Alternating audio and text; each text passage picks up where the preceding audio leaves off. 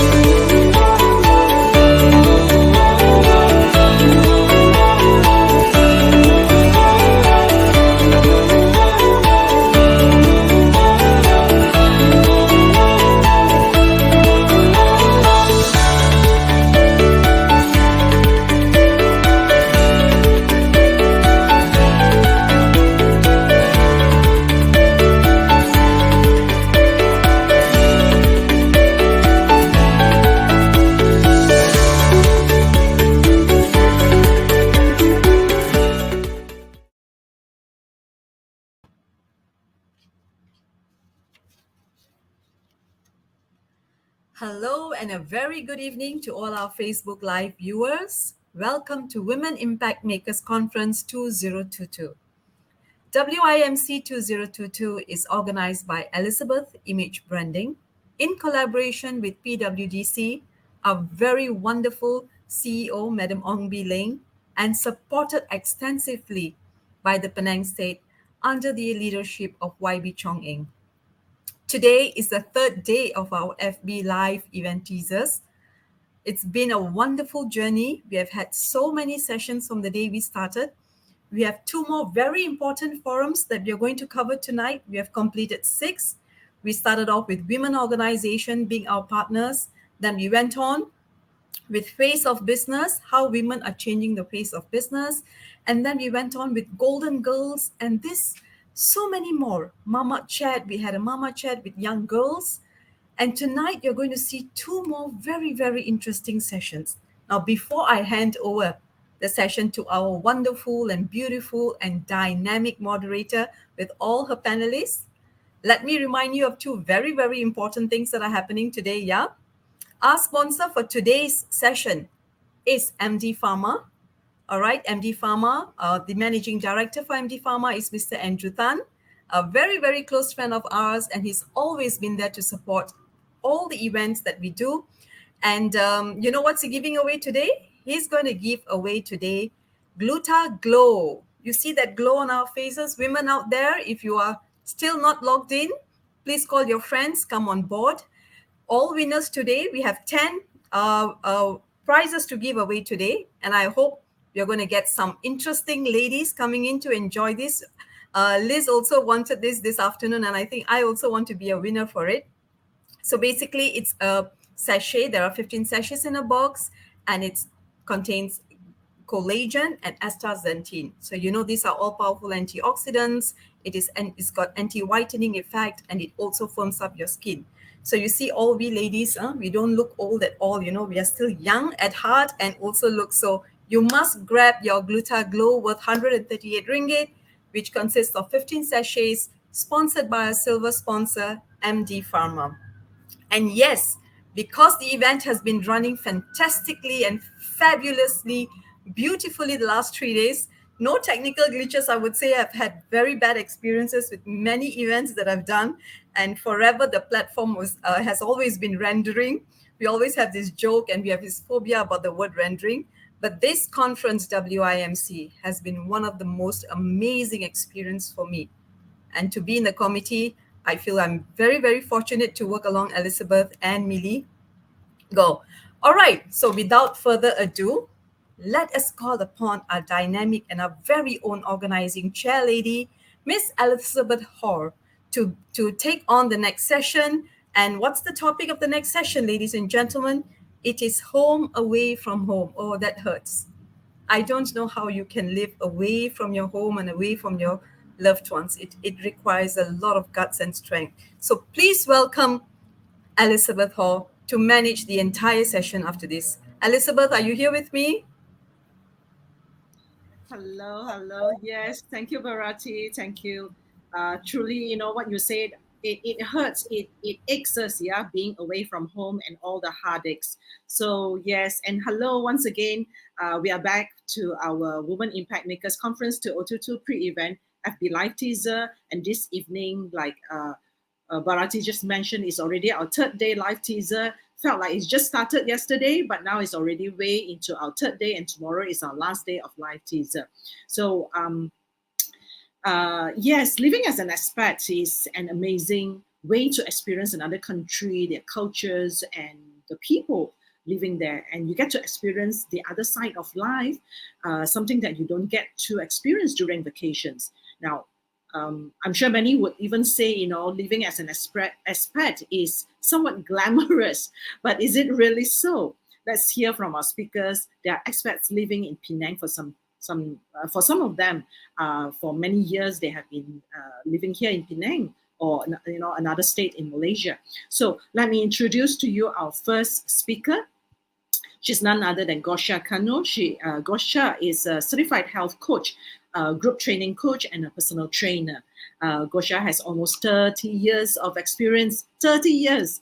Wow. She started very young, yeah, as a fitness and wellness, being in the fitness and wellness industry. She is currently the owner and founder of Fierce Fitness, the largest boutique fitness studio in Penang. Gosha and her Fierce Fitness team help people to realize that health is indeed our true wealth. So Gosha was born in Poland and moved to Penang, Malaysia 7 years ago with her husband and 4 children. Here's what Gosha has learned so far from her life, in business and being an entrepreneur. She said, adversity is the best teacher. Having a dream and believing in yourself is the driving force. Patience is painful, but it can be learned, and everything will eventually work out. Right? So that's Gosha. And our second speaker is none other than Amanda Goodrich. Amanda has called Malaysia home since 2016. Now, part of her family decision to move to the Far East was a reflection of Amanda's own multicultural upbringing. Having been born and raised in Hong Kong and having been educated in Switzerland and in the United States. So it's really, all over the world for Amanda. Amanda attended the prestigious New York University Tisch School of Arts, where she graduated with the school's highest academic honor, the Founders Award, and in BFA in film and TV production. She went on to work at Miramax Films, followed by Columbia TriStar, now which is, what we call Sony Pictures in Los Angeles. Now, before returning to New York to pursue her true passion, a career in home merchandising, design, and decor, Amanda and her family moved to Penang in year 2016. And inspired by her struggle to find things to do for her young son Remy at that time, the following year she developed and released the Penang Kids Guide, initially a printed booklet, but now it is a growing web resource. So you can check her out at www.penangkidsguide.com. Now, we are also honored to have John Daniel. John grew up in a very small village in South Africa, but relocated to the United Kingdom in May 1997. At the time, she was working as a diplomat and was posted to the South African High Commission in London, where she had the responsibility, amongst other things, to promote education and cultural links between South Africa and the UK. She holds a MA cum laude in history from the University of Stellenbosch, South Africa. John comes from a family of teachers, and therefore a career move to teaching was always on the cards. She started teaching in the United Kingdom in January 2002 and taught in several UK schools until August 2013. And at that time, she was bitten by travel bug, as many of us. So she traveled again and she moved to Miri, Malaysia. She was at that time the campus principal of 10B School Miri until August 2019, after which she moved to Penang to lead the 10B Schools Penang. John believes that learning takes place in an environment that children's opinions matter and where they are encouraged to take risks. So true, so true. And last but not least, our next speaker is Susie McMillan. Susie, very dearly known as Susie, yeah, so many of us call her Susie, as a mom to 2 teenager and a kids mindset and life coach. She is originally from Sydney, Australia, and had been an expatriate for 17 years, living in the Middle East, Singapore, and then now in Penang. So Penang, she has called Penang her home for the last 6 years.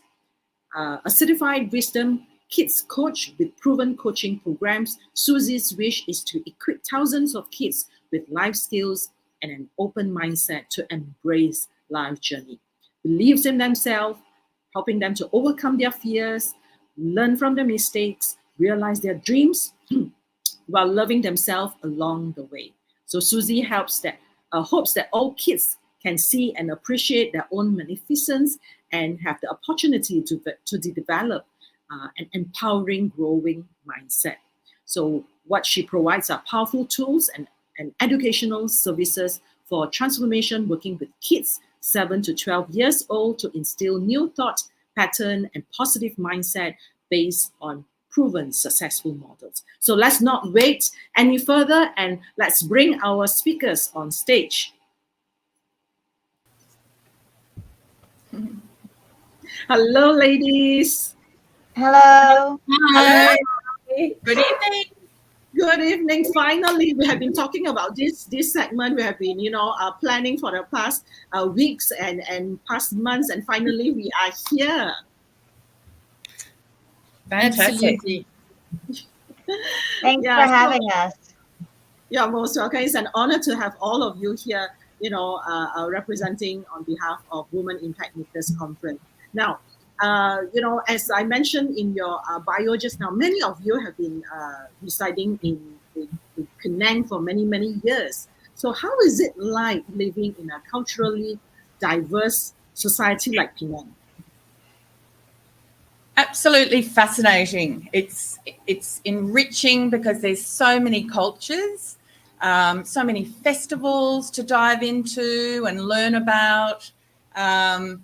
And probably because of that, I find it to be incredibly inclusive and open and very welcoming. The people of Penang are incredibly warm and friendly.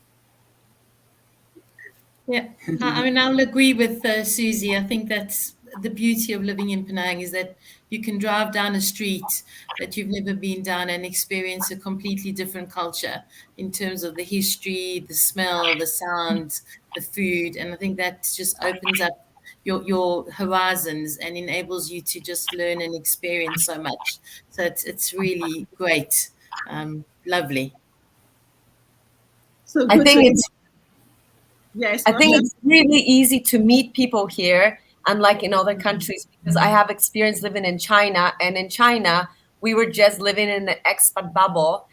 And here in Penang, we have friends that are expats, but we have a lot of local friends as well. So people are really open to us and welcoming us to their own circles of friends. So this is really great. So we feel accepted here. I think that's one of the things also that makes Penang special. It's just how friendly everybody is and how welcoming. Yeah, I think the language also, plays an important part, because almost every corner in Penang or in Malaysia, many people speak English. So compared to some other countries like Gosha, just now you mentioned in China, not many people in China can speak English. So therefore, there's a big gap in between the, separating the locals with the expats. That was a deciding factor for us to move here, actually, was the fact that English was so well spoken and understood and accepted here. So that made it much easier for us to move here, and was one of the factors in our decision. Yeah, I'm sure. Like, many of the expats friends that I know planning to move to Malaysia, the first thing is that they ask, can everyone speak English? Is it easy to communicate? Is it easy to go around? Yeah. So I think language plays a very, very important question. Now, my next question is that, yes, we know that Penang is, Malaysia in general is culturally diverse, different races, beliefs and faiths. Now, a funny question is that, how are you ladies cooking our local food? Spice, especially in Penang, spices. Well, I always ask for medium spicy. I've worked that out over 6 years, because they sure can pack a punch with the chili, that's for sure. But I still actually like to cook a bit myself, and I know that I run into my local friends in the supermarket and my trolley's overflowing, and they're like, why? It's because because it's so easy to go to the hawker centres and makan and eat very cheaply and have so much choice, but I'm still cooking, and they're like, oh my goodness, what did that trolley cost? Yeah, I mean, I think I pride myself on being a foodie, but I had a baptism of fire when I arrived in Malaysia because obviously my first stop was Murray, and there was only one Western restaurant, and everything else was very much local, and what you could find on the day dictated what you could cook. So I had to get used to eating ikan bilis and belacan, and getting really acquainted with all the local flavors. So coming to Penang is still a real treat. We've got such a wide variety of choice, and I think you've just got to go in and just dive in when it comes to local food, and just explore and taste and develop your palate. And I think that's part of the whole experience, isn't it? Yeah. For me, what I find most interesting when I go back home to the U.S., for example, what I miss the most in Penang are the coffee shops. Which first surprised me when we moved here, because for me as an American, when you think of going to get a coffee, you usually think of it from like 6 in the morning until you have to get to work around 9. But here, coffee shops are really dessert shops that don't open until like 10 or 11. But then you can find a million of them that have the best cakes, pastries, coffees. And I miss the Penang coffee when I'm gone. There's something about here that they love their cakes and they love their coffee.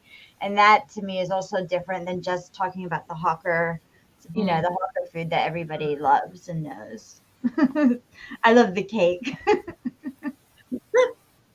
I have to say, I love all the tropical fruit, like all the papayas, mangoes, always fresh, because back home we cannot get it. That's true. However, I will not eat durian.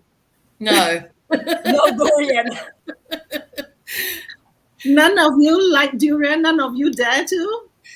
I have tried eaten it, but it's not for me. Not for I me. think it's the smell. I think Yes. the taste is okay. It was surprisingly okay, but the smell. But some people say it's like blue cheese, the smell of blue cheese, which is Yeah, I know. I mean, the locals here really waiting, seasons after seasons. We just, can't wait for the next season to come. So durian is the key highlight of that the whole year of fruit season to us, and it's so expensive. Well, you can feel the excitement in the air when the durian is around. Everybody You can smell and it. it's also right around mango season, and then the pineapples are delicious, like Gosha was saying. So it's like all right now. Yeah, just now, Susie was saying that you love to cook at home, and whenever you go to grocery, your trolley is all packed. To the locals, we many of us don't really cook at home, especially those who are working, because getting food outside comparatively is cheaper than you buy the fresh produce and go home and cook. So it's kind of like the opposite with many foreign countries where eat home is way more economical than eating out. But in Penang, it's like, why do you want to waste your time, your effort cleaning the kitchen, buying expensive fresh produce, and then you cook where you can just drive out and eat so easy. So yeah. No, that's when you true. have kids. When you have kids, sometimes you have to, they're not quite mad about the chili and the curry. Right. Yes. Right. Younger kids. Yeah. So my son is 23 now. He's never home. I hope he's listening.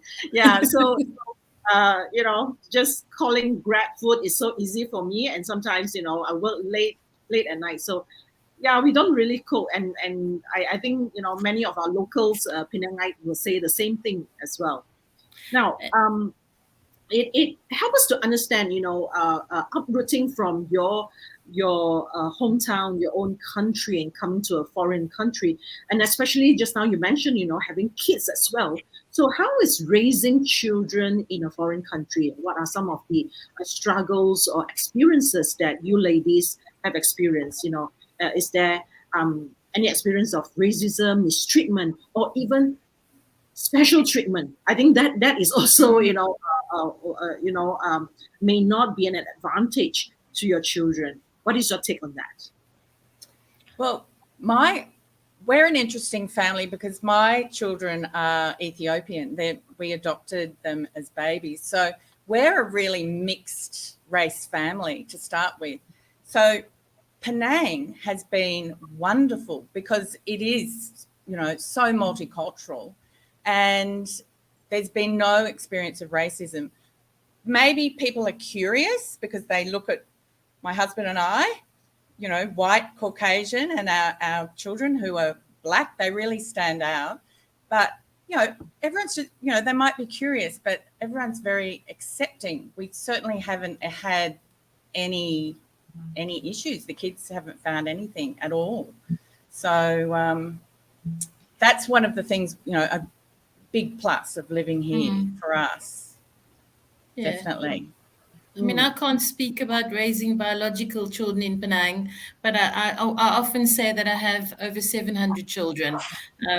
And I can honestly say that, I've never had to raise my voice in a classroom or in a school hall or context, since I've come to Malaysia. And I think that's because the Asian values of respect and high attitudes to learning, I think, are really evident in schools. And there is a sense of everybody being accepted, and, there's a respect for each other. And so you don't get the types of behavioral issues that you would get in a school in the UK, where, I've also spent quite a bit of time. So that makes it, an amazing place to raise a child, I think, because they can get to be children, and they can get to enjoy all those things that come with being a child without necessarily being exposed to some of the pressures that you would necessarily find in another context. I mean, for me, raising our son here has been phenomenal.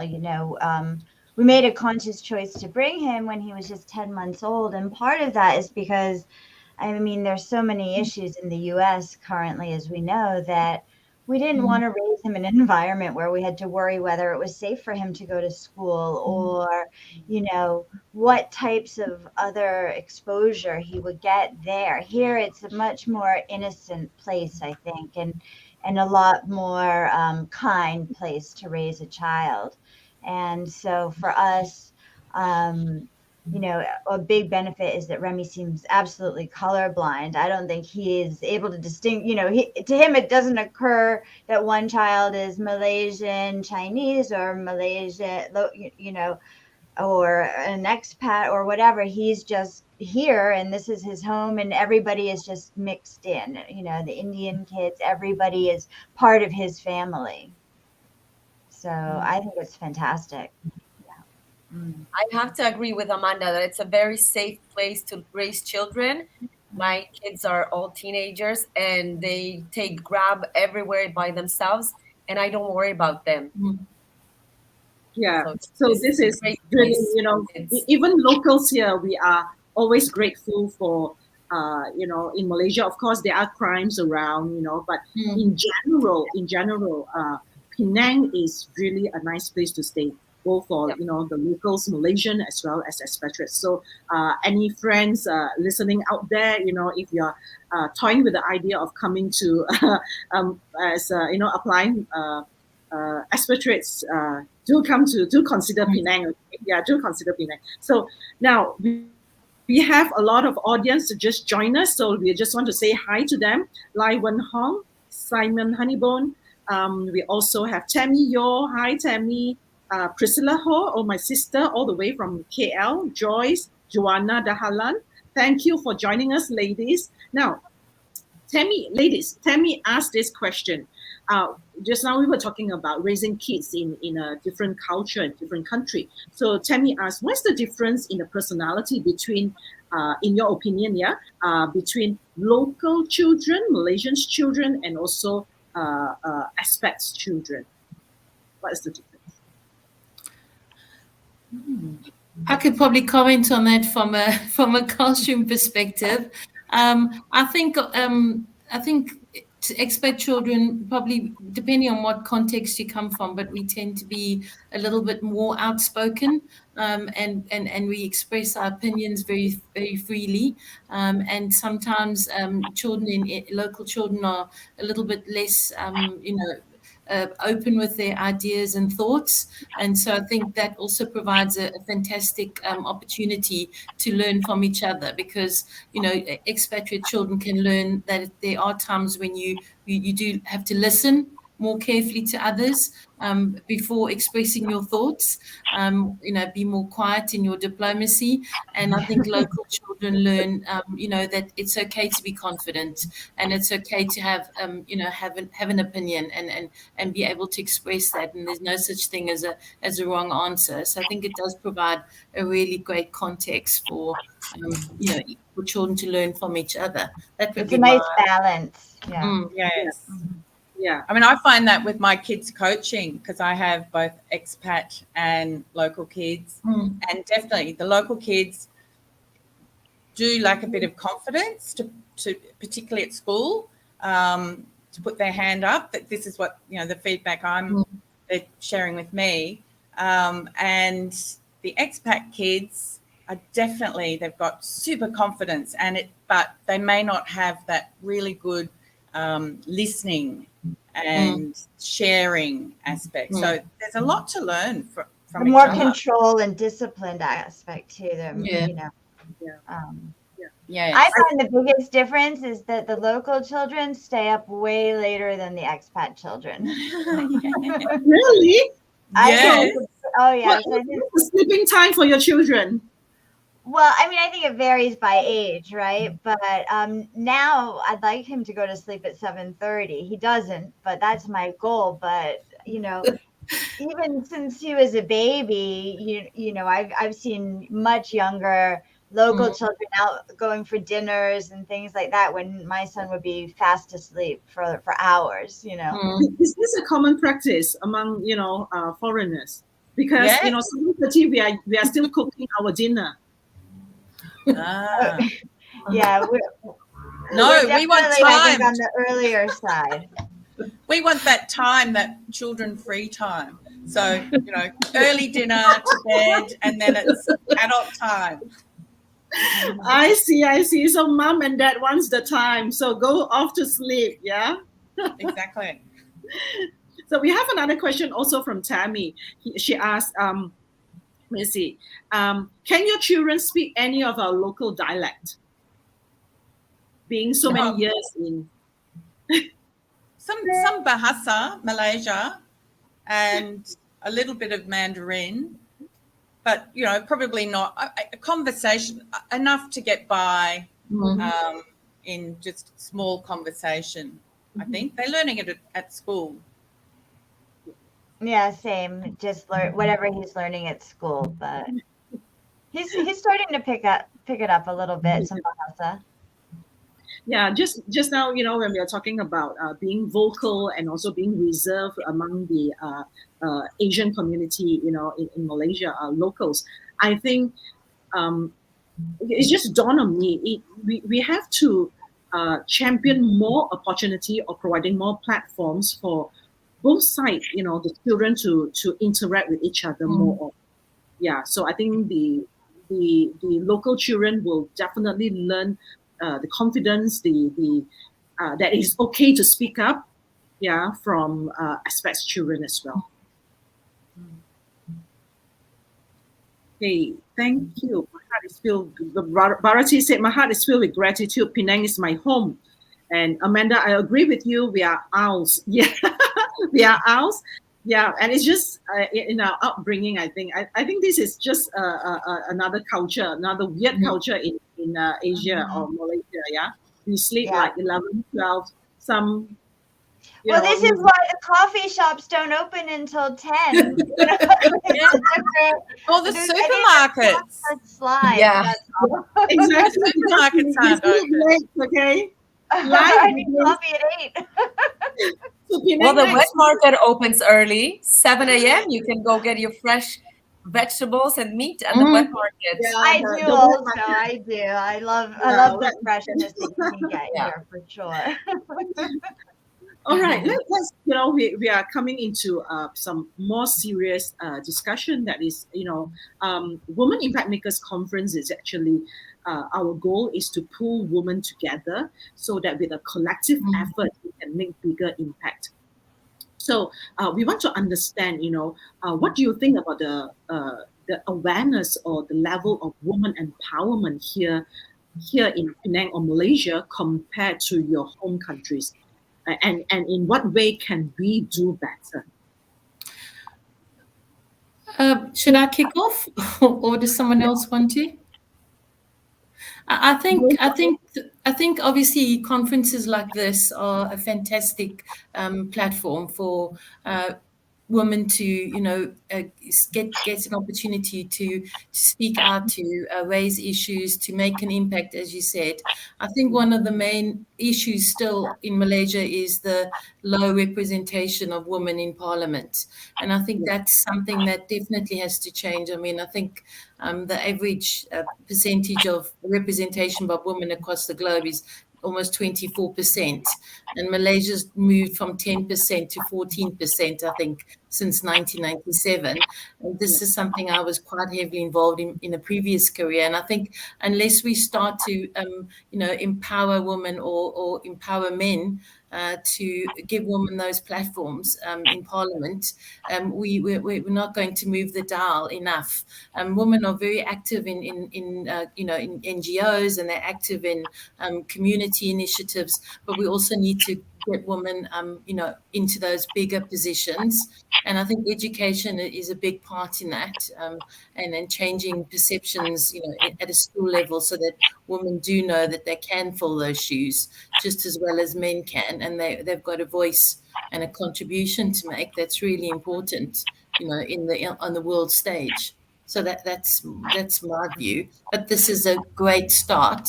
But we need more more impetus from people to really get behind women in politics. Is how I feel. Definitely, this is also one of the an active initiative led by YB Chong Ing, the office, to push for more women representation in the state assembly. Yeah. So this is what's happening right now in Penang. We are encouraging more women to come forward, to be involved, and to be a spokeswoman. Yeah. So it's really it's breaking that conditioning over years, and the belief systems, and that doesn't happen overnight. So definitely it's through education and women feeling empowered and brave enough to come forward and join conferences like this, and help make a difference, help to change some of the thinking and policies. But I think it's going to come from the young girls and boys. Yep. Now, as they grow up, their belief systems are going to change, and they're future leaders.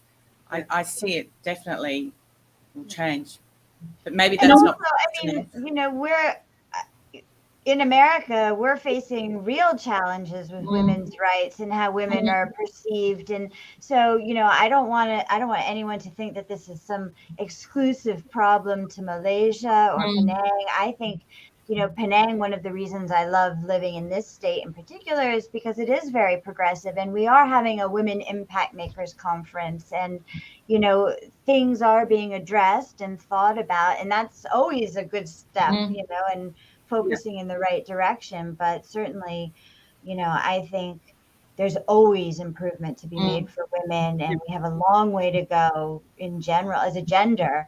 I do agree that, I think Malaysian politics in the higher level also needs to reflect some of these feelings more. And I think it is about a younger guard coming in. And it's the same in America. It's a very old guard stuck there right now who are making these decisions that are affecting a lot of women.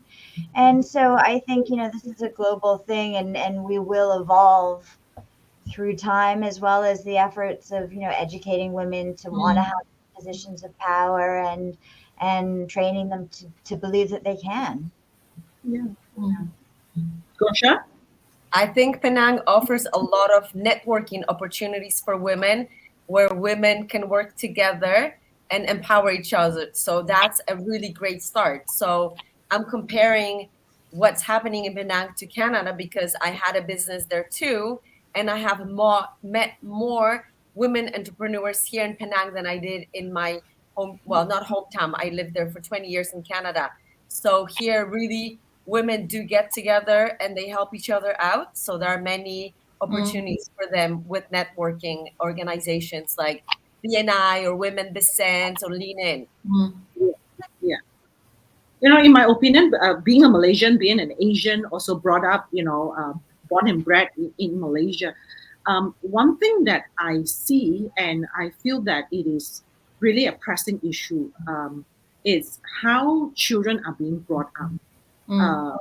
From the very beginning of our session, we already mentioned saying that, our local children are more reserved. They are slow to speak, but, they do listen because I think our parenting style, the Asian parenting style, need to have a paradigm shift where we have to encourage children to speak up, okay?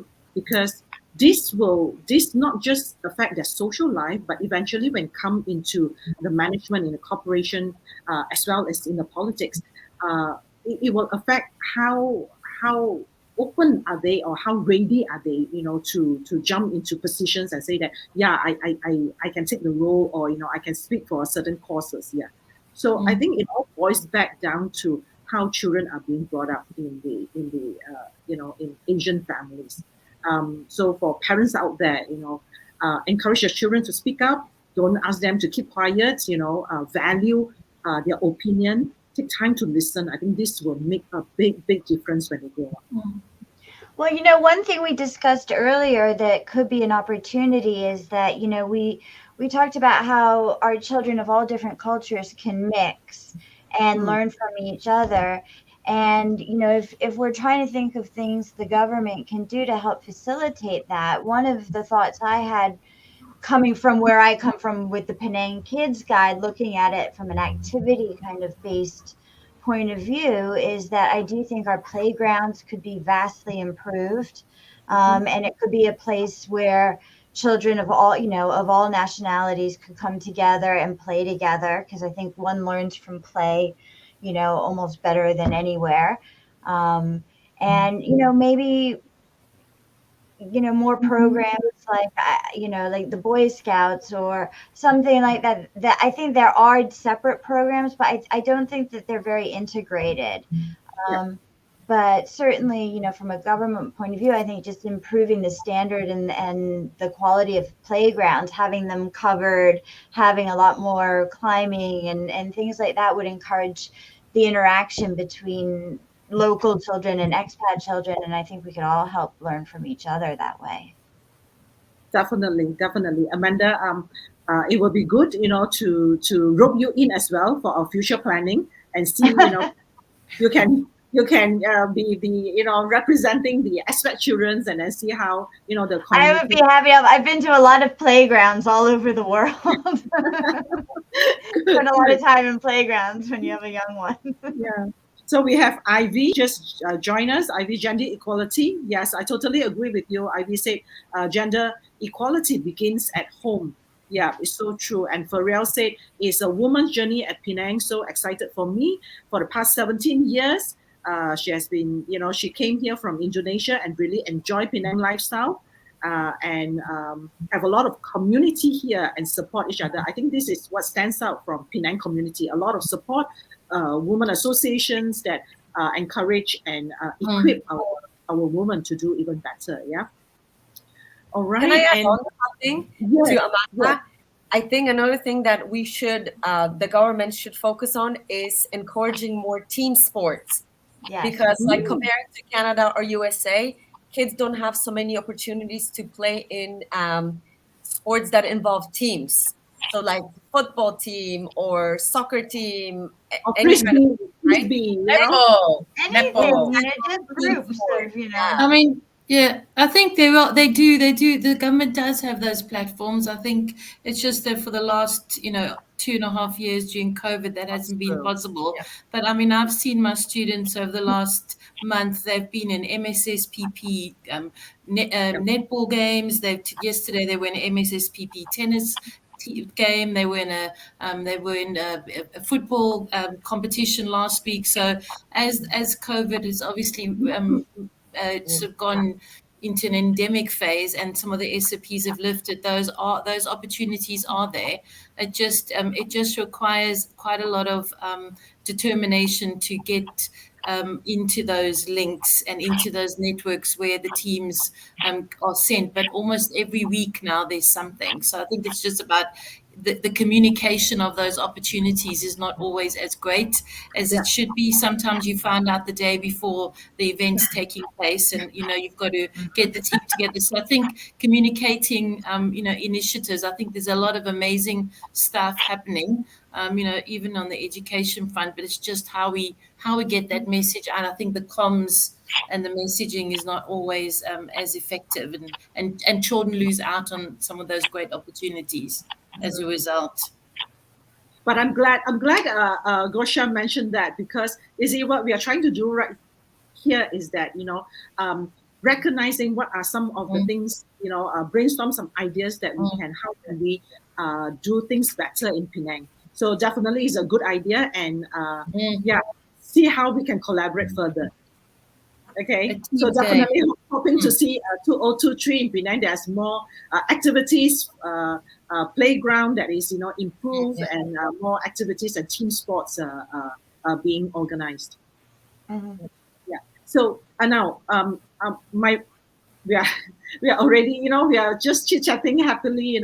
So time is coming very near. Though I have still a lot of questions here to ask, but I think this really has a lot to do with our theme, empowering women to do greater things, women impact makers. Now, most of you ladies here are actively involved in businesses, social activities, or education. In the education. Now, what are some of the women empowerment initiatives that you are championing in your business or career? Well, I guess for one, being a working mum, so balancing family and starting a business. So and actually that's not that common in expats. A lot of women are here and can't work because of particular visa, but having that opportunity is great. So I'm just thrilled to have been able to start my coaching business and making a difference there. So I believe that's making an impact in the future generation with mindset and leadership skills. And also I should mention, I was wearing pink today because I'm also co-founder for the Penang Pink Ladies with two other fabulous expats, and together, supported by other women, we are raising funds for the community, Penang community, for people who are living with cancer here. So we're working closely with Mount Miriam Cancer Hospital and the Penang Hospice, and doing a lot of community events and fundraising, getting businesses involved and the community. So that's, and it's bringing forward women to make a contribution to Penang. Amazing initiative in Pink Ladies. Recently you ladies had a silent party or something like that? Yes, silent disco. Silent disco, yes. Which is quite novel and new for Penang. Yes. What about Amanda? Well, for me, to Susie's point, a lot of women here have come on a spouse visa or are here and are not able to actually start a business or work. And so two things led me to developing the Penang Kids Guide. One was that when I arrived in 2016, there was not a lot of information. Facebook groups were just in their infancy. And I remember when a lot of the ones that the expats use now on Facebook were just starting.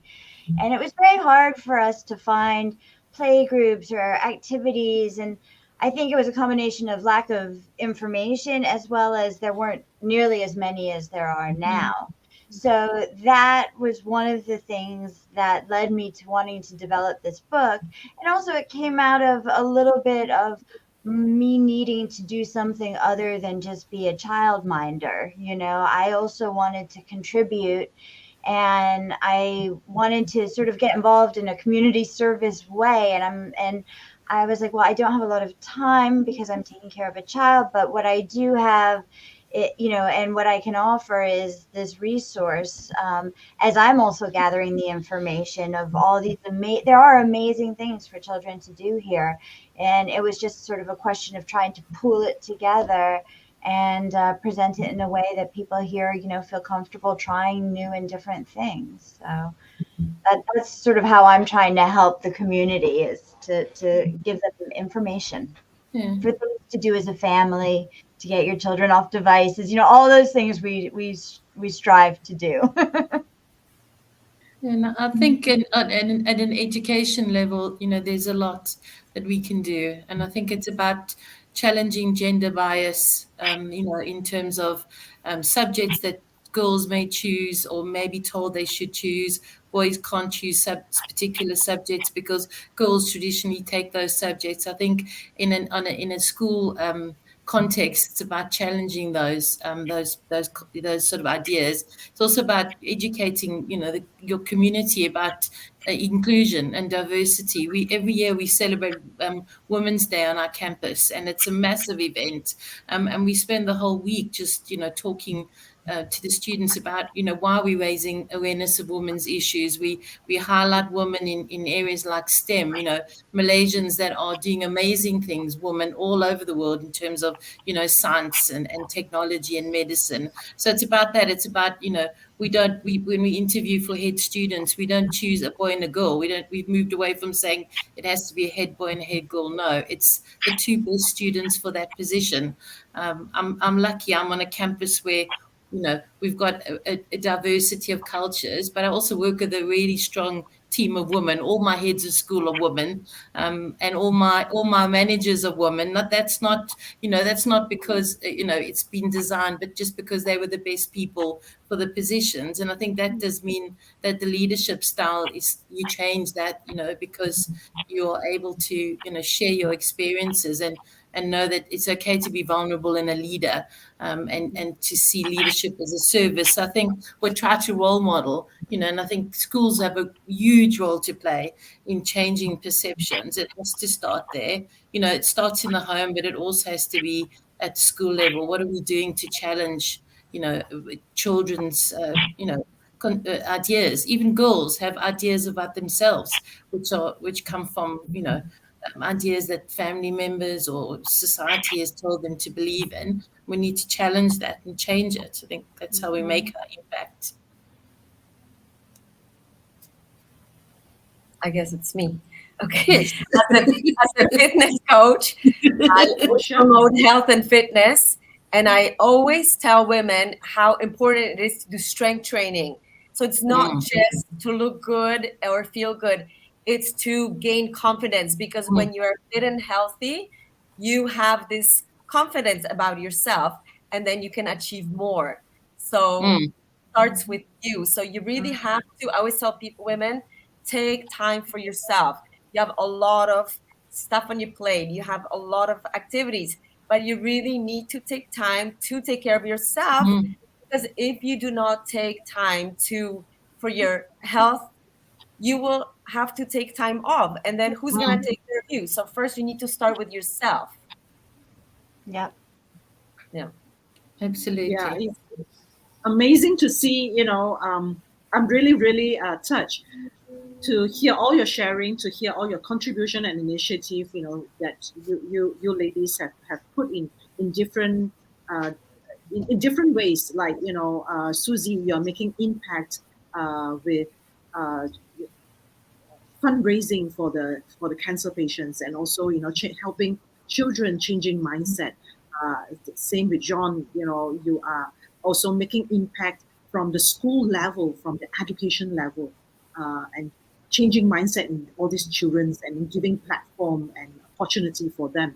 Whereas Gosha is from the health and wellness aspect of life, making impact both for the expats community as well as the local community. And Amanda, giving all the great ideas of, pulling out children out from their home, reduce the screen time for a healthier lifestyle. So it is really, really amazing to see how I only have the opportunity to interview 4, but I'm sure when we put all the women, aspects together, even the men aspects, they are making impact in Penang Island, and we are truly grateful for that.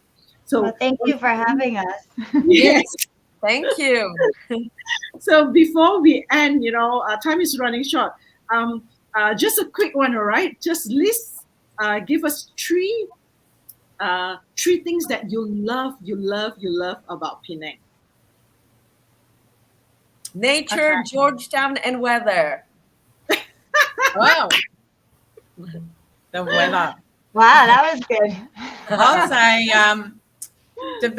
diversity of people, being able to be out for dinner with 10 people, all from different countries. It's amazing. The relaxed lifestyle, being able to, definitely not like, it's the sea change from the big city. I love that. And cost of living too. As an expat, it's fantastic here in Penang, and being able to live by the sea, on the beach in a big place that would cost way more back home. So.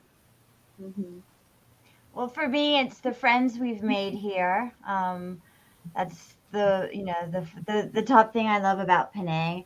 I also love how different it is. Even within the small area of Penang Island, you can go from the top of Penang Hill to Batu Ferenghi to Balik Palau to the heart of Georgetown. I think there's just so much variety in such a little tiny place. And that's one of the things I love. And of course, like everyone is saying, it's the people. A people makes a place. Yeah. I want to thank Penang for welcoming us here. It's we love living here, and we hope to live here for a very long time. And we love having you here with us. Thank you. I was just going to say the history, being a historian, I think that's always fascinating for me, the history and the culture and nature. Twice this week I've been able to see dusky leaf monkeys on our playground, having a whale of a time, enjoying the playground just as much as the children. And I just think to myself, how incredible. Where else in the world could I stand in my office and see monkeys, on our playground? And you could only get that in a place where you've got, where nature is still all around you. And the children that live here can appreciate that, which they can't get in a big city, and that's incredible. And that is so true. Basically, Penang, you can have the beaches, and then there's Penang Hill. You can go up to the hill, so up the hill, down all the way to the beach. So and the mainland. We shouldn't forget the mainland. Yes, and the mainland. This is exactly what one of our audience here say, Achan Brothers Chan. He said, come explore mainland Penang. Okay, we have been trying more. Yep, I agree. Yeah, so Achan Brothers do organize something for all the expats ladies. Take them around mainland. Basically, mainland. They have great coffee shops. Yeah, great food. They have some fun things for kids to do as well. Yeah. So, and this, Amanda, you need to hear this. This is from Rebecca, who she said, Penang Kids Guide is such an amazing resource for parents here in Penang. I wish it was around when I moved here 5 years ago. So thank you. That's very this kind. is how we are making an impact in so many people's parents' life. Yeah. So once again, ladies, my heartfelt thanks and gratitude. Thank you for saying yes and coming on board to share your experience and your in giving us advices as an expat living in Penang. Any last word before we say goodbye to our audience? No, thank you for having us. Yeah, thank you. Thank you for putting this platform together and bringing so many women together. It's just incredible. to be amongst such amazing women. And thank you. And That's down to the you. organizational effort has been phenomenal as well. Fantastic. Really thank the Penang state government for Yes. coming on board and supporting us here. Yes. Yeah, thank Absolutely. you. Looking forward to being at the conference in person. Yes. Really hope to see all you ladies on the 19th, and all the audience do get your ticket. Today we have soft launch promotion. Get your ticket and then join us on the 19th. And before we end, once again, thank you on behalf of the committee members, on behalf of PWDC and Penang State Government. We want to say thank you and hope you will stay in Penang longer and bring more friends. All right. Good evening. Bye. Thank you. Thanks, everybody. Thank you. Bye. Bye. Amazing. What a pleasure to hear our expats in Penang speaking so much and so highly of Penang and Malaysia. It fills my heart with gratitude. Things that we take for granted today, it's like, wow, we are in a place which is rich, which is diverse, which is very inclusive. And today my heart fills with that happiness that, wow, I am a Penangite and I'm very proud of it. From all the sharing that I've heard, from all the wonderful speakers, the expats over here, I can summarize the 5A based on their sharing. You have made it here, you moved, you brought your entire family to Penang. So I'll say this to you. You have accepted Penang, you accepted whatever came your way and you've made it through. You avoided what you had to avoid with no complaint. You took the challenge, you overcame the obstacles, but you avoid complaining. You went on with that chin up and made your Penang your home. You altered the situation, you altered your mindset. Where there were obstacles and where there were challenges, you made your way through, just like a river that flows through the rocks. The 4th A, you adapted so well. You got yourself to live here amongst the Penangites. You learned their dialect, you learned their culture, and you shared your happiness and your experience with all of us. Last but not least, you have adopted the Penang culture. So I hope you have the lah in your language once in a while. Tapa lah, it's okay lah to be a Penangite. So fellow panelists and Elizabeth, thank you so much for moderating this session. Let's announce the winners now. All right. So today we did something very different besides hashtagging WIMC2022 and sharing it with 3 friends. Today we are going to give away 5 Glutaglow to our participants who threw questions in the WhatsApp chat and made the whole session very, very interesting. And we have got 5 winners here. Are we all ready? All you have to do is reply in your Facebook Messenger and claim your prize. So the first winner is Firial Makarim. Congratulations to you. All right. The next winner is Ivy Ho. Ivy Ho Stu Yong. Congratulations. Awesome. Yes, we needed that drum roll. All right. And Achan Brothers. Achan, you can also take Glutaglow, even men can take. Women enjoy beauty, spa. So go ahead. All right. And the next winner is Rebecca Hu. Congratulations. Yes, Firial, I see you say, wow, thanks. All right. And Wendy, thank you for bringing the... Thank you, Wendy. Thank you. And last but not least, our last winner for today is Aline Chan. Congratulations. All right. So that were our wonderful 5 winners. Stay tuned for our next session. We'll be starting shortly after playing some videos of our silver sponsors. Stay tuned. Be here. Be right back for the next interesting session that we're going to have in 5 minutes more to go. So stay tuned. Yeah. Thank you.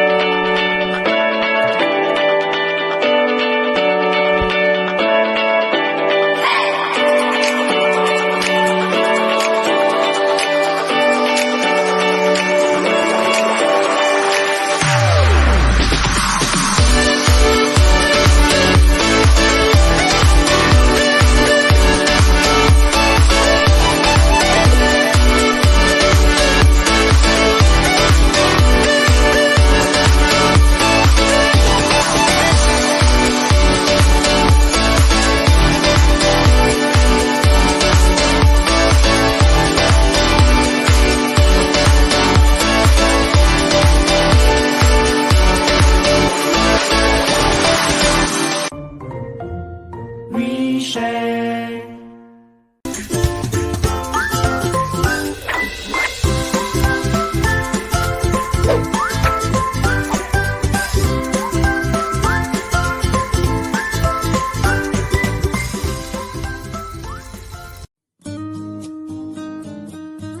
Hai korang tahu tak kolagen dalam badan akan mula berkurangan dan kulit akan menjadi semakin kering. Jangan risau, korang amalkan je Glutaglow ni, dia dapat membantu korang mengembalikan keancalan kulit dan juga menambahkan seri di wajah. Glutaglow diperbuat daripada 4 bahan iaitu marine collagen, L-glutathione, astaxanthin dan juga vitamin E. Tunggu apa lagi? Dapatkan Glutaglow sekarang.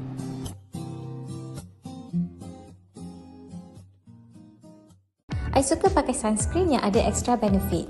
Selain daripada protect kulit kita daripada efek matahari, I also like sunscreen that can brighten my skin and also moisturizing my skin. Contoh macam UVE Care Sunscreen SPF 50. This sunscreen is a hybrid sunscreen which contains arbutin and glutathione untuk brightening. Lepas tu dia ada peony flower extract untuk hydrating and also saxifraga samentosa extract untuk repair you punya skin barrier. Texture wise memang best sangat, very lightweight, tak ada white cast, tak melekit ransum, tak rasa berminyak and also nampak glowing sangat bila pakai. You can get this sunscreen from any aesthetic or GP clinics nearby or your community pharmacy, so check them out.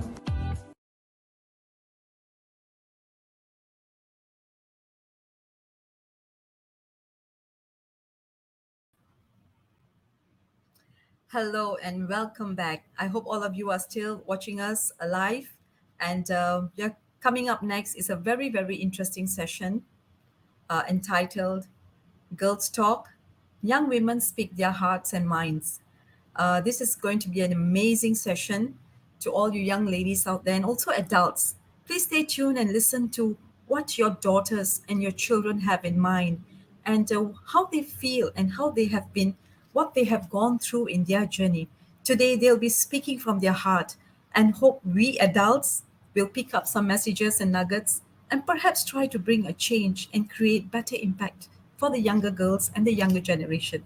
So without further ado, please put your hands together for our dynamic moderator once again, Miss Elizabeth. Miss Elizabeth, come. It's been a long day for you, but we need you, yeah? We need you. We can't hear you, Elizabeth. You're muted, dear. Yeah. It has been a long day, so I was just saying that I have to switch channel from experts topic to now young girls topic. So Yes. it took me some time. So I thought maybe a change of clothes will help me to change change my mood a little. Right, and I hope you took the Glutaglow, yeah, because that has astaxanthin, which is a very powerful antioxidant. I think that's going to keep you going. So to you, Elizabeth. I definitely need that. Thank you, Bharati. Right. So welcome back. Yes, yeah. So I have another very exciting session of discussion. It's an interview session. I won't say interview, but I would prefer it to be a casual chat with our young girls. So without further ado, let me introduce 5 of our powerful leaders. I want to call them leaders because each of them are leading in their own way, in their unique ways, and they're gorgeous. They are up and rising. All right, so it's like a flower; they are blooming. So pay a lot of attention to our young ladies tonight. So the first speaker is Charlize Chan. Charlize, I do not want to say because even though your CV mentioned your date of birth, you're born 23rd August, and I'll leave the age out. Okay, so Charlize is actually studying Bachelor of Business with a major in finance at University of Swinburne of Technology. She will be graduating this coming year, June 2023. So Charlize loves self-improvement through books. She loves to read. She loves to read. She loves anything that it has psychology element in it. She loves hiking and swimming, movies, and cats. So Charlize, you are my good friends. I love cats. Our second speaker is Justina Ariza. Justina is a media studies major who is passionate to voice out her stand and gives an overlook about the issues that arise to the public. She believes in the power of media and how it changes over the years as people are more prone to have their stand and more opportunity to practice freedom of speech. It's time to not to suppress our voices anymore. So this was what brought up during our previous segment on, encouraging our children, start young, encourage them to speak up, and also assure them that their opinion matters. So, Horace once said that the pen is the tongue of the mind, and it is the ink, and the ink is the breath of thoughts. So I say that the keyboard is. So Justina said that the keyboard is the voice of our egg, and its fingers the depth of what we thought. Very well said there. I can't wait to hear more of your thoughts, Justina. And we are coming up, right? So our next speaker is Jenny Uy. Jenny, I think Jenny is the youngest. I'm not sure. Later we find out, yeah? Jenny is a philanthropist who is also a debater and a public speaker, and is also greatly active in extracurricular fields such as modeling and writing. She is a former champion of several tournaments such as the Malaysian Public Speaking Open, and is a fundraiser and organizer of a charity in Nepal. And our next speaker is none other than Melanie Goh. Melanie is a first-year medical student at University Malaya.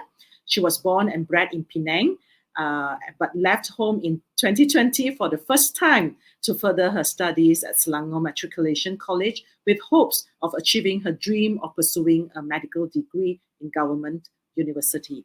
Why a government university? She wrote. Well, entering a private medical school would cost a fortune. Unfortunately, with God's grace and hard work, Melanie was offered a place in University Malaya for Bachelor of Medicine and Bachelor of Surgery MBBS to start off a new journey. She loves dancing, and I've seen her dance. I've seen a lot of her dance video. She's a fantastic dancer, and it has been a part of her since she was to all. And she wants to say to all the girls out there, never let anyone stop your dreams. Remember, it is your life, it's not theirs. Very well said. And last but not least, another very good friend of mine, my son's friend actually, not mine, but yeah, I love her.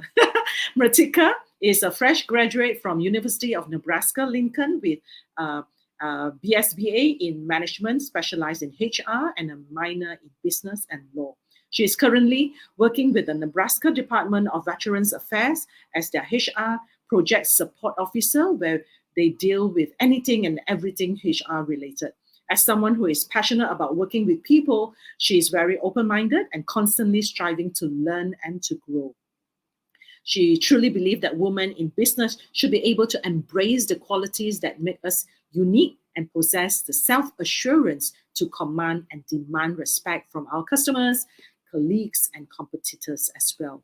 With that said, she is also thrilled to be speaking with other creative young minds about ideas on this matter. So without much further ado, let us bring the girls up, our young girls up.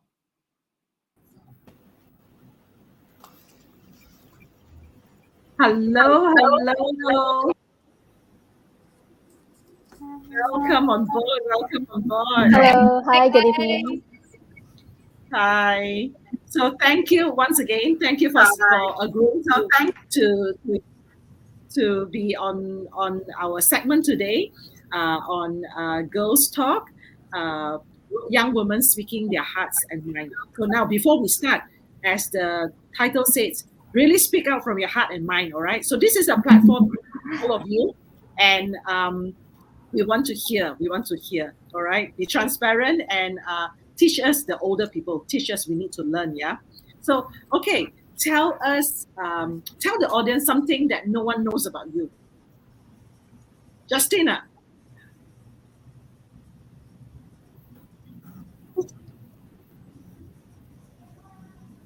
Is Justina here?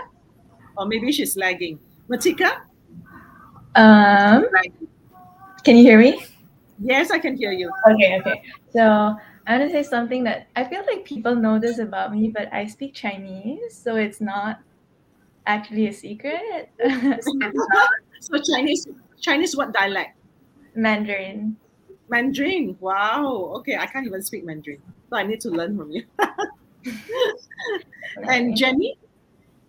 I think most of the people in my life, they think that I'm like a very bookworm, study smart type of person. But actually, I love art. I'm very into art and I love painting.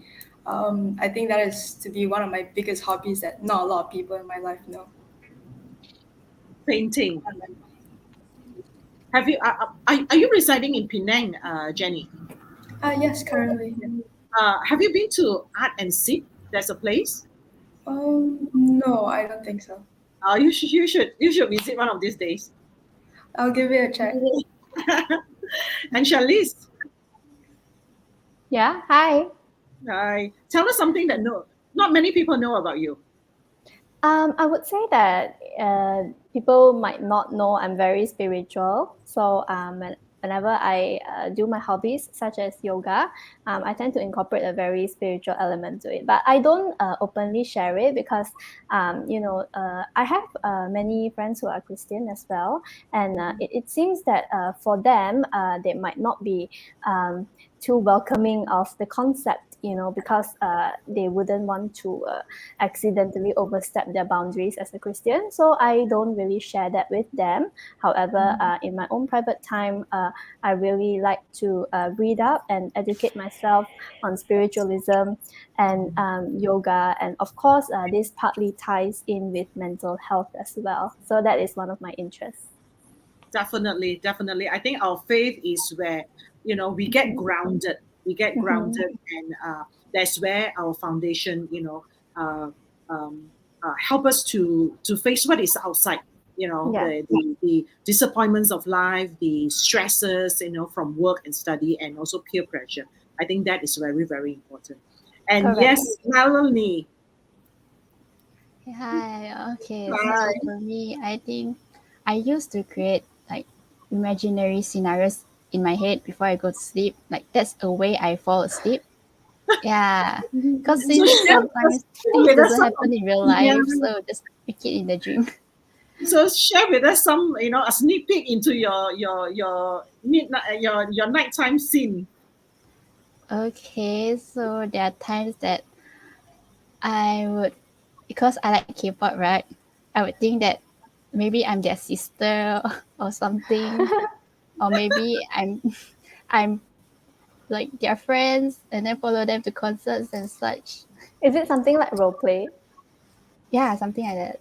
Yeah, I totally get it. Is that something like what? Role play. A role play, right? Oh, I think Justina dropped out. Yeah. So yes, thank you for sharing. Maybe I also share something that not many people know about me. I have 16 cats at home. Wow. So, Charlize, you said you love cats. Yes, come and visit. Yeah. Okay, Oh my I God, do I would rescue. love to. I have 16 cats at home. So yes, let us dive right in. All right. So Mhm. today's segment is about really helping us to understand our young people more. In the afternoon, we had one segment which is really, really good. So, but this segment is really talking about girls in particular, like your experiences growing up and what really matters to you. So let's dive right into our first question. Is that um, we live in a very judgmental society that fits into our insecurities. Hence, it makes not just you but even the adults um, uh, kind of like our flaws are being magnified. So in your viewpoint or even based on your experience, what do you think is the biggest issue as we women constantly worry about?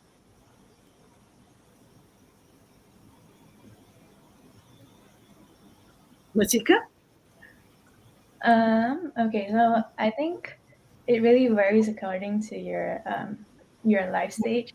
So like let's say for example for me or for the most of us we're currently students or like we're gonna graduate soon or like we're gonna look at what we're gonna do in like the next few years of our lives. And I think at that point we're gonna worry about like career related problems. Like we would think about whether or not whatever we're gonna be doing is gonna make us happy, if it's gonna be something we like doing, or like if it's gonna sustain our future life, or if it's gonna help us make enough money to sustain our lifestyles. But then the older you grow, like when you start settling down or establishing a family, then you would have other things to worry about. Like at that point, you would need to worry about work-life balance and stuff like that. So it really depends on the stage of life that you're in, is what I'm trying to say. But also, I feel like we worry too much, and Women, right? Women. yes, exactly. And if we take all of the worrying out, I think it's pretty manageable. Mm-hmm. Yeah. So that's my take on it. Jenny? I think in specifics to what women face exactly, I think there's like a huge number of issues, right? Whether it's to do like with our appearance or our career, our education, or even like moving on to like the deeper social issues. Sometimes we also, as women, we have issues to struggle with, like walking alone at night, those sort of things, that sense of anxiety, a sense of fear. I feel like, in all honesty, to put it in a very symbolic way, in this society, or in like previous societies as well, centuries ago, the biggest issue that women have to worry about really sometimes is being a woman, because I feel that in this society we find a lot of difficulties solely because of our gender. And there's a lot of specific issues I can go into of what we worry about as women or just as humans. But honestly, I think for us as girls, there is somewhat a larger obstacle that is posed for us in society today. So that's what I have to say about this. What, in your opinion, I mean, to write along that, thought, what are what being woman, that many women worry about, that perhaps Um, not. Sorry. I think that being woman, like the issue of being woman that I worry about is sometimes how unfair life can be just simply because of our gender. I think this is enforced by decades and decades, generation after generation of oppression, of stereotypes, this sort of thing. I think that although we have come a very long way as the female community in terms of our own rights, the right to vote, the right to do things, I feel like in our daily life, we still fear a lot of things. I think we still face a lot of discrimination, whether it's in the workforce or whether or not we get education. I think in a lot of developing countries, women are still not able to receive education without the permission of their husband. I think that women are still unable to drive. I think even in our daily lives, even in modern countries or Western countries, women still have to face sexism on social media, comments from our family. Our families sometimes want us to follow this specific view that we don't necessarily agree with. I think this is what I mean by like the issue of being woman is. Yeah, I totally agree, because I basically just want to draw out, a deeper issue and see whether we can discuss on that. Like, maybe my time is different from yours. There, I'm the X's generation, so perhaps I can speak on their behalf as well. During my growing up, a lot of my peers were afraid of, you know,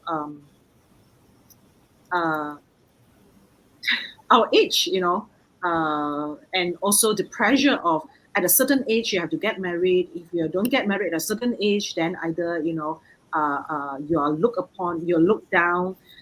So these are some of the peer pressure that we have.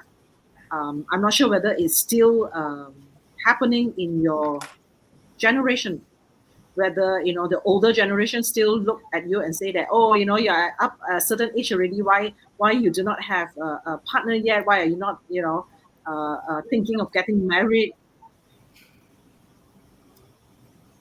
I think Um, it's But definitely still happens even until now, but it's just that there are more women who are standing up for themselves, no matter if it's in real life or on social media. So it's become something that is more commonplace. For example, when we speak of double income, no kids, DINK, I remember during my parents' generation, as they shared to me, it was something that is really taboo. Like you can't just go out there and say that you are married, but you choose not to have kids. But it seems that the trend is changing nowadays, and society in general is becoming more and more accepting of it, even though there is still a certain backlash that you might experience if you dare to come out and hold your stance.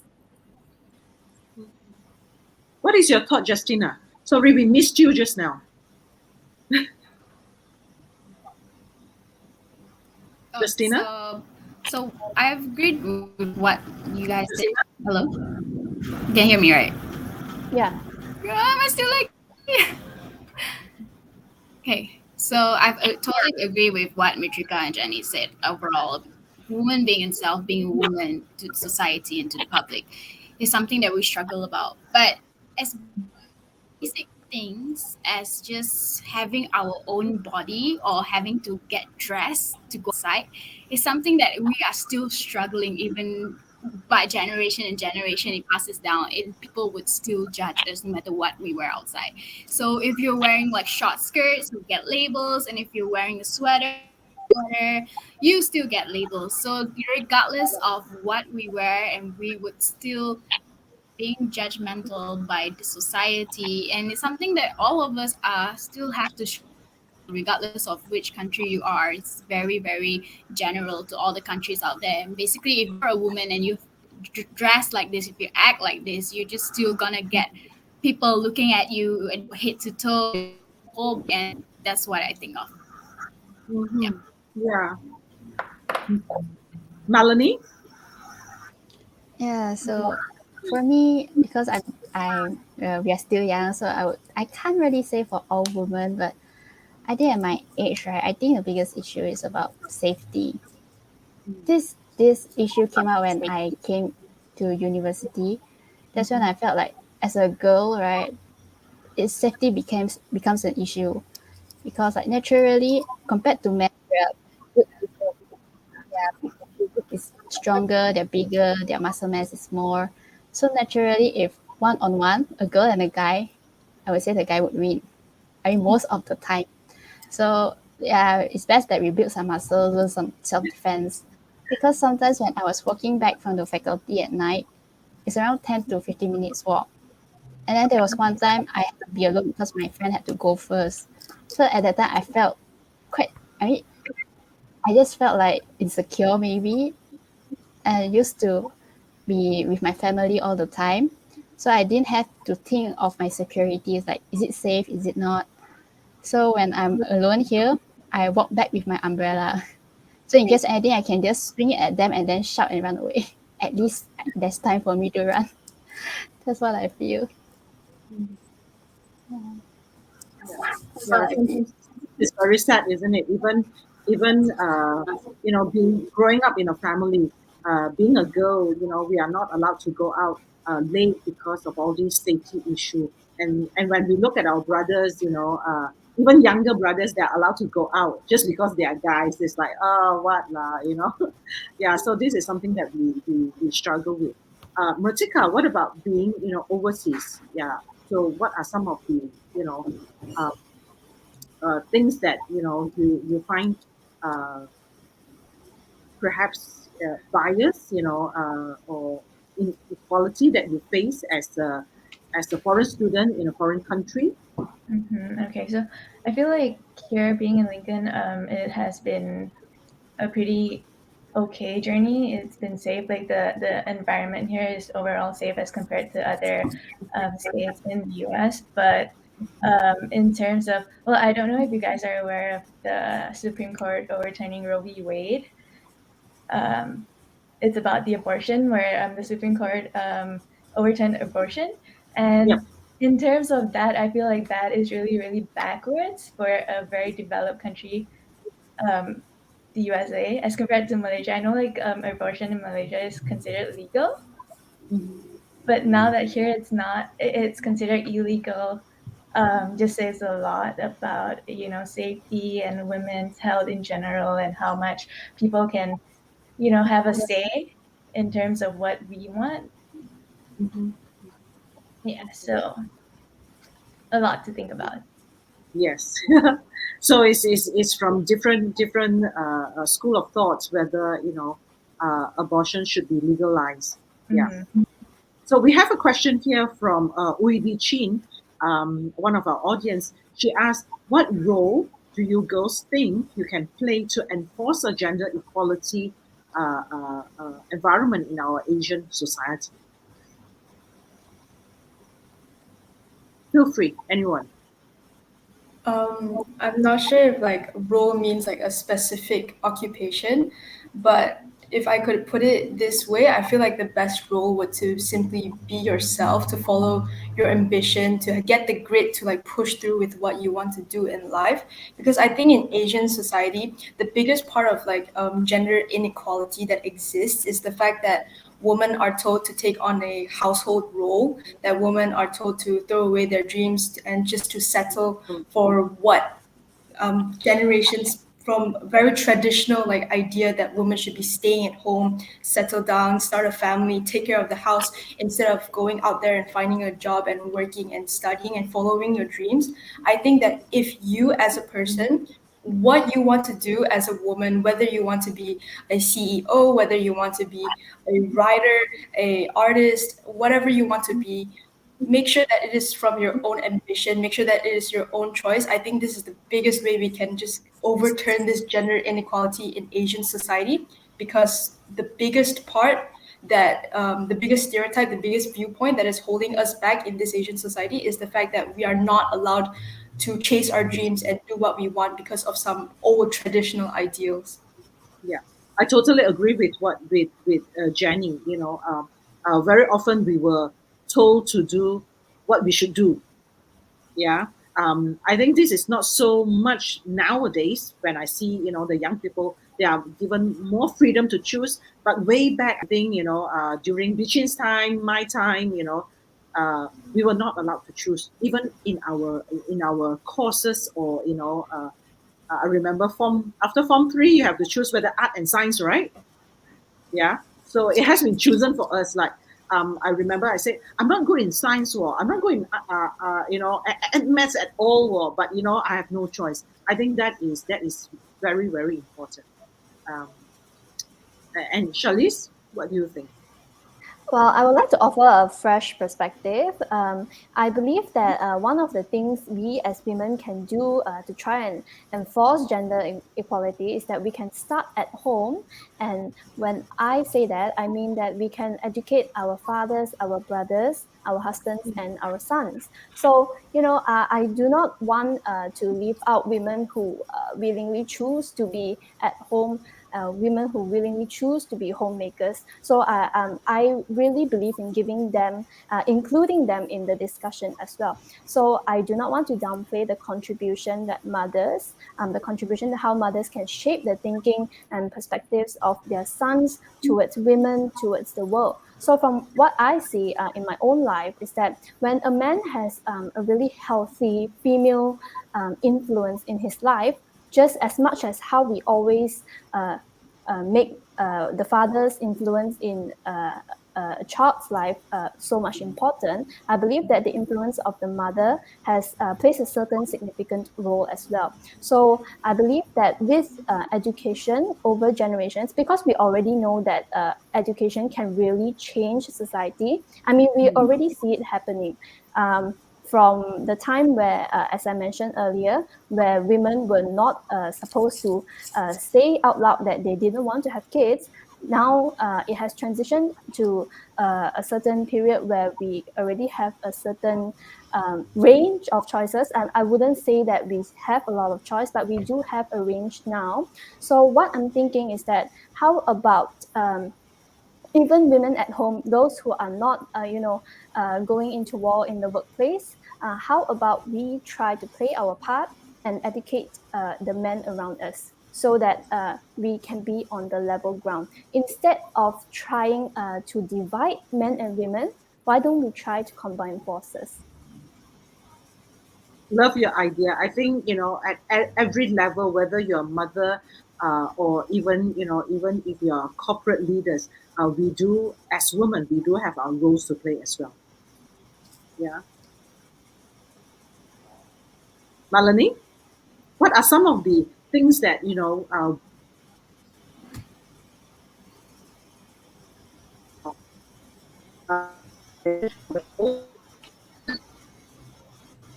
that you have on the older generation? How can we promote a more gender equality environment for all of you? Sorry, just now I lost you. Can you repeat, please? Yeah. So I just asked, Jenny and Sharice shared what roles the you young people can play. But what about some expectation that you have on the older generation, or on the older people like us, being in the workforce, in the marketplace? What are some of the things that we can do to promote a healthier environment in gender equality for all of you? So if for like workplace, of course, the bosses will have to um, value their staff based on their capabilities and not because gender. Because this is a man, I think the man can work more, can do more things, and then give them more opportunity.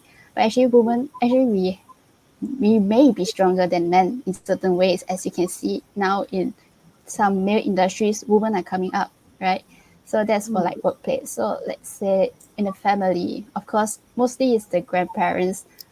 They always like they would love their grandsons more. They would favor the sons and such. So I think they should try and learn that time is changing. Time has changed. It's not only men that is the breadwinners now. Now both men and women are taking over the world, together taking over the world. Like it's a shared space and not just depending on men, It's not like the animal kingdom anymore, I would say. Yeah, but then personally, because maybe I came from a great background, so I don't really feel any gender inequality in my life, I would say. So yeah. Good to hear that. Good to hear that. I think, for our audience out there who are listening, whatever role we are, whether we are bosses or grandmothers or parents, we need to listen to what Melanie just shared with us. Yeah, we don't choose. Be more open in our choices and how we see gender equality. What about Matika? I think parents play a huge role in this in terms of like, especially when growing up, I feel like they should at least have their kids make their own decisions and not have them not make decisions for well, not help them make their own. You know what I mean? You know what I'm getting at. So what I'm trying to say is, let kids make their own decisions so that when they grow up, they know what is right for them, what is not right for them, and just being able to make their own decisions firmly would definitely help in like their own character development of being a stronger person, and they would, I would say, be more brave enough to voice out their opinions and their um, whatever that they're thinking about is, yeah. Now, along the line, Matika, you said, I need to voice out and also be more brave. I do advocate for that. But Mhm. you see, what is the thin line of, maybe I represent on the older generation, I speak Okay. on your behalf, all right? Where is the thin line of disobedience or, uh, yeah, not being open to advisors from the older generation, to being have the rights to voice out. So you understand what I'm saying? Like there's a thin line of our children not listening to us, but, compared to, oh no, they are exercising their rights of their choices. So how to help the older generations, like parents like me, help us to see, um, where is that boundary, where when our children have crossed the boundary of not listening to us, Mhm. uh, you understand what I'm saying? Okay, I Like think I think that's a thin line. That's a thin line where we give them the freedom of speech versus they are disobeying. so. I feel like from the ages 1 to, let's say, 7, it should be like parents should be at least a little bit strict. Should as in teach them the values of being respectful towards elderly and stuff like that. But then at a certain age where it's not about um, allowing them to be disobedient. It's more about allowing them to make decisions where they would benefit themselves from. So, like, say for example, if like their kid, and I'm pretty sure like most parents at this point love their kids enough and like make help like have them make their own decisions. Like let's say for example, like if I want to go dancing, I'm pretty sure like my parents would definitely let me take a dance class or something like that. But like in terms of being disobedient, I think there's a place and time where parents should be able to have the upper hand of disciplining them. So I don't know. Is that what you were asking? Yeah, yeah. What about Jenny? What is your thought on that? I think that in parenting, obviously I'm not a parent myself, but I believe that seeing from my like younger cousins and my friends' younger siblings, that from parenting, the biggest thing that we need to instill in our children are like core values, core principles, which is doing good, paying respect to elders. I think as long as you are able to teach your child from young to have these values to be a decent person in society, I feel that the rest of what they decide to do, the person they want to be, the jobs they want to, the ambition that they have, the hobbies that they have interest in, I think as parents, we should encourage them to make their own decisions, because from there on, we have to teach the child to be independent. But I feel that as long as they have these values of being a decent person, there's not really going to be a huge like disobedience factor in their lives. Obviously, sometimes parents will need to use a little bit of discipline, but I'm sure that parents are all capable enough to know when To to discipline. discipline your child and when your child is just exploring their own lives, exploring themselves. Even though you as a parent may feel that it's kind of weird because due to like different generations, that sort of thing. Yes, yes. Thank you for sharing. Now, uh, with the growing of woman empowerment initiative in the country, um, more and more more and more women are more capable. More and more women are taking uh, uh, corporate leadership roles in their company. So, what is your thought? What is your opinion of how to create a more work-life balance? So yeah, like Um, when would you consider a woman being a workaholic and not putting priorities in the family? And how can a woman being actively involved in their work still maintain a healthy work-life balance? I think that the recipe to this is just 1 cup of putting yourself first and a dash of grit and ambition. Obviously, now the fact that women are able to take on their careers and prioritize their careers, it is important for them to chase their ambitions and have the grit to push through all their work. But people tend to forget when you are successful in the midst of success, right? You have to remember not to lose yourself in the stress, in the lose of pushing yourself too far, like not to your limits, but over your limits. I think that as long as you remember that you don't push yourself too hard, because in the first place, who is driving you to the top of this stair of success is yourself. If you lose yourself, if you throw away everything else in your life that makes you happy, whether that's your family, whether that's your interests and hobbies, then you won't be able to get that success in the first place. to maintain a work-life balance is to really take a break when you truly need it, but also don't overindulge in that break. Make sure that you are able to just really keep a balance between what makes you happy and also making a few sacrifices and just getting the grit to push through difficult work. I think that is where you really get that sense of balance in between. I agree with what Jenny had just said, and bouncing and piggybacking off of her idea, I think it really boils down to prioritizing and segmenting your roles.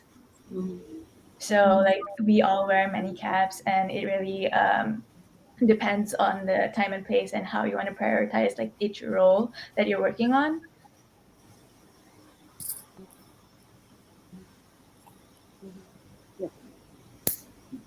So Justina, are you back with us? So no worries. Yes, I saw your comment. You don't have to on your video, but yeah, do share with us. Not sure whether Justina is with us. Hi, hello. Can you guys hear me now? Yes. Yes. Yeah. Okay, thank God. Sorry for that technicality issues that I'm facing right now. But yeah, going back to the question that you asked, is it about women in Korea, how they balance things? Correct. Yeah.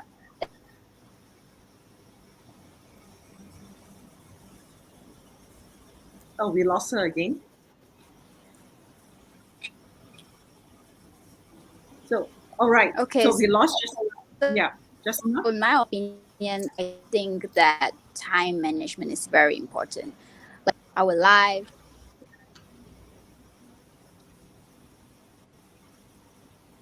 Oh, we just lost Justina. So Melanie, let me ask you. I know your mom personally. Okay, so she's a very hardworking woman, and yeah, she worked hard to provide for the family. She herself is a workaholic in many ways. I see. Now, do you feel that or how do you feel? I know you love your mom, but yeah, just pretend your mom is not listening.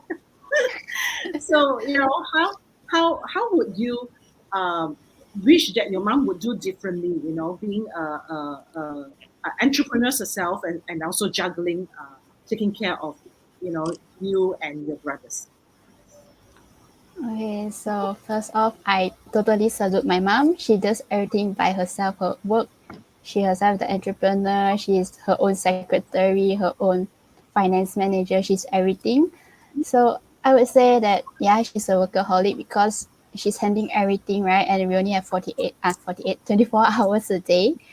So I think it's hard for her to balance her like work and life. So basically her work is her life other than us. So but then she still makes times for us lah, of course. So it's like there are times that works come first, like important calls, but after the 9 to 5, she'll like she'll not prioritize her calls anymore. I mean she does see the messages, but she'll put us first, like family time starts now.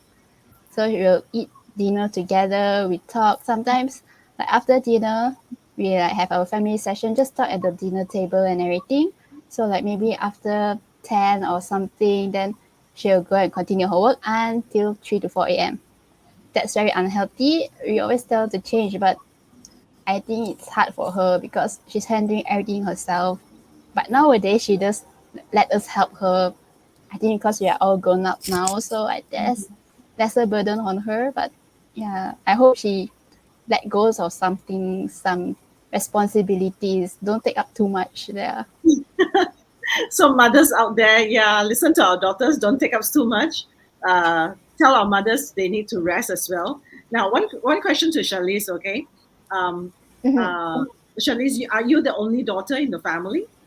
Yes, I'm the only daughter. Okay, so this question is right for you. Now, being parents, okay, we love our daughters. And especially many fathers, they are not willing to let go of their daughters. So, what is your advice to parents like us? Whether it's a son or daughters, how should we learn to let go and learn that our children are no longer babies? Especially for girls that is starting dating. Well, I personally think this is a very interesting question, and I have my opinions on this. One of the major milestones in my life was when I was going to go to college, and my parents were concerned about sending me too far off. So you see, now due to their concerns, I am still in Penang, as I've always been. So I do not have any negative resentment towards my parents for that. In fact, after many years of sinking into thought and trying to understand their perspective, I actually totally understand where they were coming from when they said they didn't want to let me go to another state or another country for my studies. So going further into this topic, I feel like it is not one-way traffic. I definitely feel that for us as children, we have to demonstrate to our parents that we are ready. So without that demonstration, without showing our parents that they can trust us, who are we to request that from them?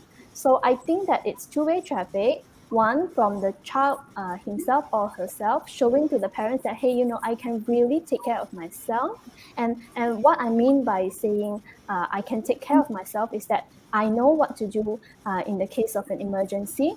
I know how to avoid difficult or dangerous situations. I don't put myself in those situations. And if I am in those situations, what are the things that I do to make sure that I will not be helpless. So, growing up in my life, my father always told me, do not be in a position where you are helpless. So of course, still there is so much crime committed towards women nowadays that it is not something that we can guarantee. But what are the things that we can do, or what are our daily habits that try to shield us from the dangers of the outside world? I feel that is very important as well. So if, let's say, daughters, you want to go out, you want to explore the world, educate yourself on how to protect yourselves.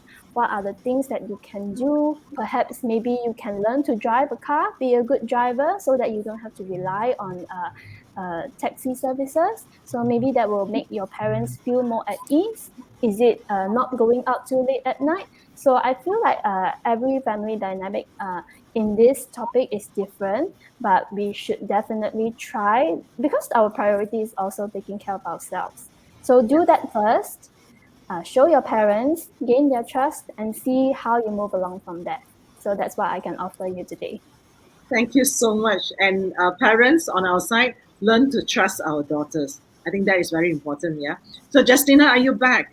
We really want to hear your voice. Okay, can you guys hear me? Yes. Justina. So I have a question. Finally. Oh my god. Finally. So, Justina, I have a Finally. question from the audience for you. Okay. One question from Ulbichin is learning from observing your parents. How would you try differently in your own life? Okay, so coming from my family background, my mom and dad are divorcee. So being in that kind of position in my family, it's a bit hard. But also at the same time, I learned how to be more understanding on how to put position of myself towards everyone else's life of their shoes. So learning from the observation of my parents, yes, all of us made mistakes, including my parents, including myself. What would I do differently is just maybe to have a more open-minded towards general things. So do not always close yourself into some like a box. You don't close yourself into a box. Just keep on exploring the things. How differently is just do things differently. You don't have to do the same. You can always pick up the good habits from people, but you do not have to pick up that rotten fruits from the market. You always can look out for fresher ones, and it will make you more radiant, more healthy, and it will be mentally healthy for you as well. Thank you so much. As our time is drawing very near, now I want to go round robin, all right? So just share with us and all the audience out there, what is the one thing, one secret that can make, that can improve a relationship between the parents and the daughters? Murtika. That is a very interesting and tough question. Uh, well, I think open communication might help a lot as long as you're being open and you're telling your parents like what is it that you want and like reasoning yourself with valid, actual valid reasons that your parents could understand. And I think that is a pretty good start to um, opening up like the conflict or whatever that is there within among your parents. But yeah, I think being open and trying to communicate your problems kind of helps. So open communication is one of the important things, yeah, to improve relationship between parents and also daughters. What about Jenny? Love to hear from you.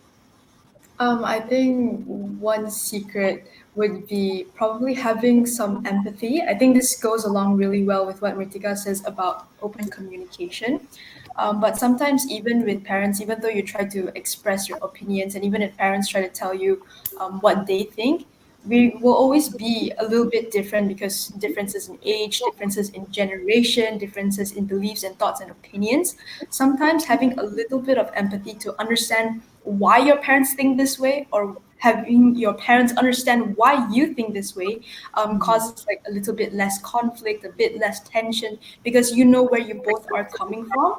Even though your opinions don't align together, at least you have just a little bit of love, a little bit of understanding why things are the way they are. I totally agree.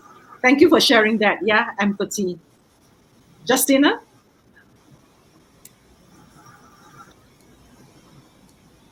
Justina?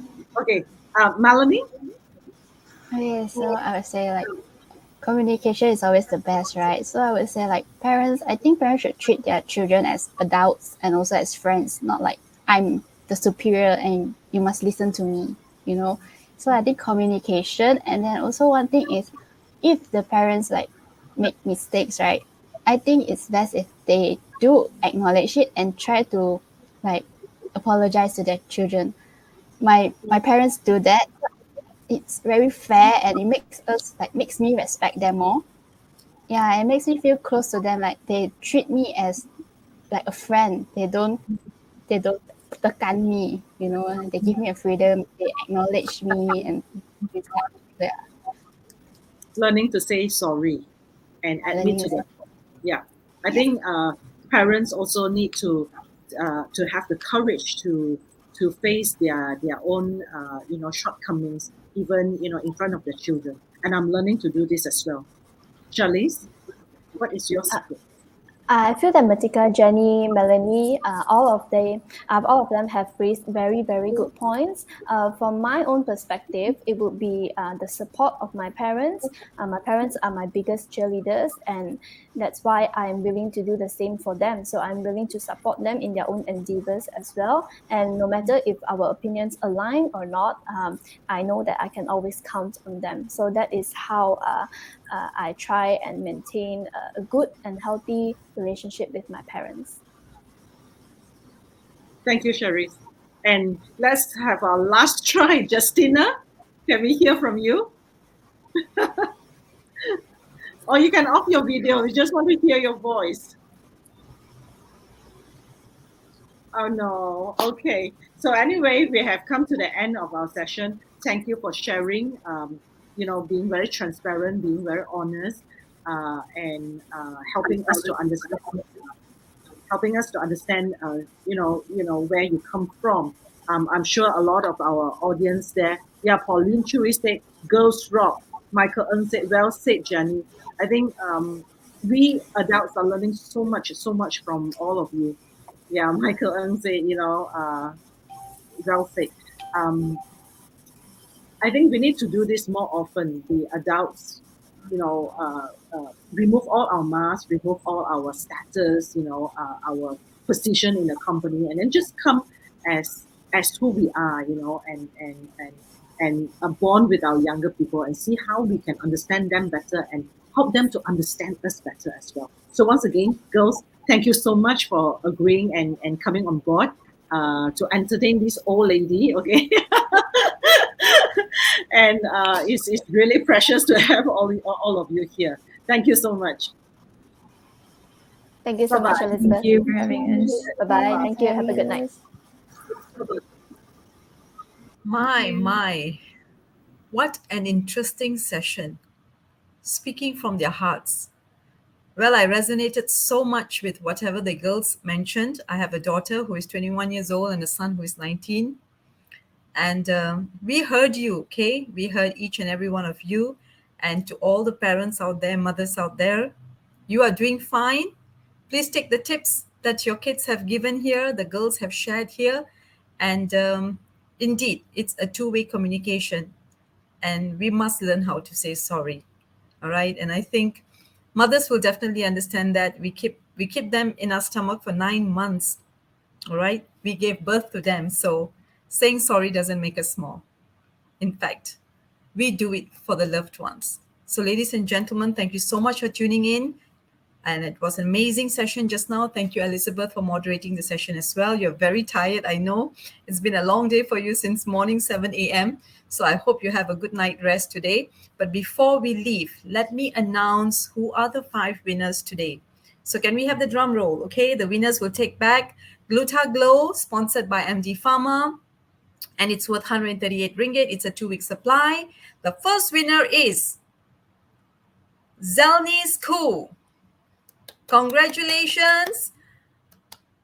All right, so kindly please reply through your FB Messenger, and my secretary will relate with you and help you. The second winner is Helen Tan. Thank you so much, Helen, for joining in. You are second winner. Our third winner is Michael Ng. Michael, try it. You'll be more handsome and pretty. And if you don't want, pass it on to your lady in the family. It could be either your daughter, your son, or maybe your wife. All right. And our next winner is Ui Bi Chin. Ui Bi Chin, thank you so much for all the wonderful questions you posted. Yeah, very insightful questions. And last but not least, our last winner for today is Wendy Wong. Wendy, awesome. You need it too. Wendy is part of our subcommittee for the speaker support, and she's been here all 3 days supporting us. And you deserve this, Wendy. All right. So thank you so much once again, everybody. Don't forget to register for WIMC 2022. We're giving away special rates of RM188 for all the events from the 19th to 22nd. We have 40 more speakers coming up for the conference and post-conference.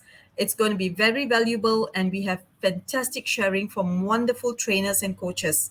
So I'll see you soon, and please don't forget to tune in tomorrow for more presents, for more prizes, for more gifts. All right, so stay with us until the 22nd of July, all right? And please pin and please highlight this Facebook page, yeah? WIMC 2022. Log in and check out what's happening. All the best, good night, and thank you for tuning in with us. Bye-bye.